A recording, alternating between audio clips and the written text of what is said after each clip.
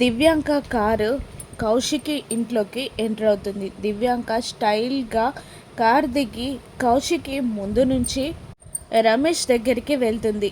ఏంటి రమేష్ గారు, మీరు చేసిన తప్పుని కప్పుపుచ్చుకోవడానికి కౌశికితో డీల్ మాట్లాడడానికి వచ్చారా అని ఎగతాళి చేస్తూ కౌశికి జగదాత్రి ముందుకు వెళ్ళి నిలబడి ఇలా అంటూ ఉంటుంది.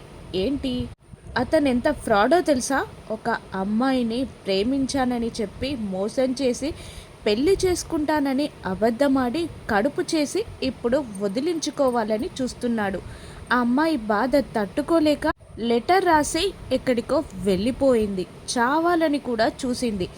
ఇది నా ప్రాజెక్ట్, నువ్వు మధ్యలో జోక్యం చేసుకోకు అని దివ్యాంక కౌశికి వార్నింగ్ ఇస్తూ ఉండగా కౌశికి కూడా ఏమాత్రం తగ్గకుండా నీ బెదిరింపులకి నేను లొంగిపోనని భయపడనని నీకు తెలీదా అని దివ్యాంకకి రిటర్న్ కౌంటర్ ఇస్తూ అక్కడున్న రమేష్ అనే వ్యక్తితో మీరేం భయపడకండి, అనవసరంగా బెదిరింపులకు భయపడి డబ్బులు ఇవ్వాల్సిన అవసరం లేదు.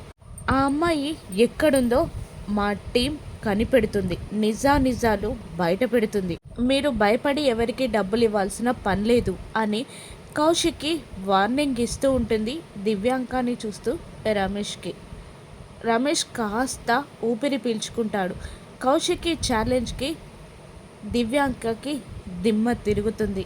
ఇక ఆ అమ్మాయి మిస్సింగ్లో దివ్యాంక హ్యాండ్ ఉందని అక్కడే ఉన్న జగదాత్రి అనుకుంటూ ఉంటుంది. జగదాత్రి, కేదార్ దివ్యాంకాని దాటి ఆ అమ్మాయిని బయటికి తీసుకొస్తారా? రమేష్ని కాపాడగలుగుతుందా కౌశిక్కి? ఈ ఛాలెంజ్లో ఎవరు గెలుస్తారు? కౌశిక్కి గెలుస్తుందా? రాను ఎపిసోడ్స్లో చూద్దాం. Thank you for watching.